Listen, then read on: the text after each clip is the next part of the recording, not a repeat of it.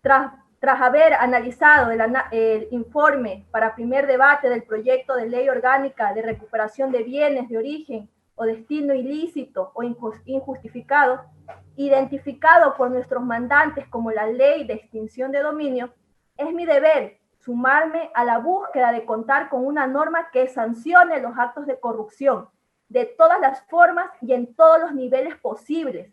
Y para lograrlo, no debemos dejar vacíos que fortalezcan su omisión o su archivo.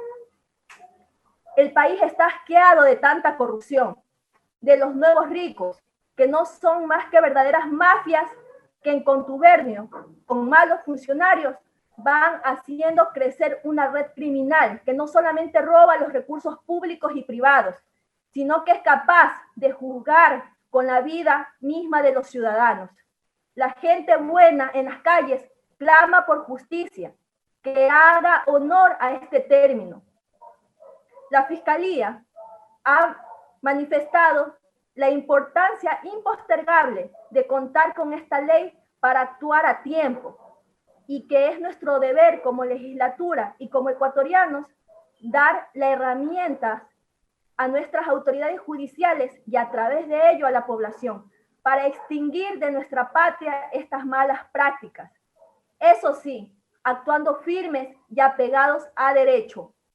En este sentido, debo exponer 7 observaciones al proyecto y que planteo para mejorar el contenido y que de esta manera podamos contar con un texto legal que cumpla con el principio de constitucionalidad y legalidad. Al mencionarse en el proyecto que la sanción que se busca es sobre los bienes obtenidos de actividades ilícitas o incremento patrimonial injustificado, contraviene la presunción de inocencia, sabiéndose que estas calificaciones jurídicas deben ser declaradas por un juez penal, por lo que no debemos caer en 2 acciones paralelas, una por la extinción de dominio y otra penal. En la primera, se lograría de forma inmediata una resolución judicial aceptando y declarando la extinción de dominio a favor del Estado, mientras que al término del proceso penal sobre el mismo caso podría darse una ratificación de inocencia, desencadenándose una problemática jurídica grave y que afecta a los derechos fundamentales de la parte procesal. Buscamos justicia y no atropellos. Debo añadir que el artículo 69 del COIP ya faculta al juez al momento de dictar sentencia, disponer el comiso sobre los bienes productos de las infracciones. Esto causaría otro conflicto al disponer el comiso sobre bienes que en teoría no estarían a nombre del procesado sino del Estado. Ojo con eso. A lo largo del texto se señala tiempos legales, sin que se defina si se tratan de términos o plazos, lo cual debemos definir dentro del articulado. Además, considero que es necesario que se amplíe el concepto y procedimiento del archivo de la investigación, si este causa o no ejecutoría formal, puesto que al tratarse de acciones imprescriptibles, pueden ser susceptibles a ser reaperturadas las investigaciones. Aquí debemos superar este vacío que pudiera ser contradictorio con lo que dicta el artículo 8, literal C del COIP. Sugiero incluirse disposiciones reformatorias que den paso a la creación de los juzgados especializados en la materia y facultar a los fiscales a conocer e investigar estas causas. Aquí también debemos ser cuidadosos y eliminar del COIP que el juez disponga el embargo de bienes en los delitos relacionados a esta ley. Estamos en la obligación de dejar una ley que sea un candado para los malhechores, pero que a su vez preste las herramientas jurídicas para el accionar de nuestras autoridades.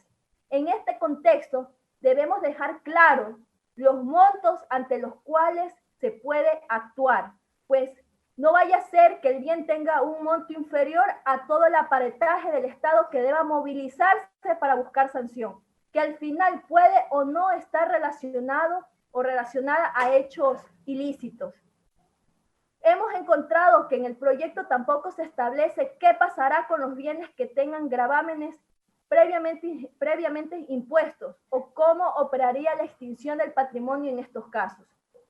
Finalmente, en la redacción del artículo 32 encuentro una ambigüedad que establece: la jueza o el juez resolverá en audiencia luego de un día de recibida la solicitud de medidas cautelares, dejando a interpretación que la audiencia se convocara en un día y en ese momento resuelve, o que resolverá después de un día de la audiencia.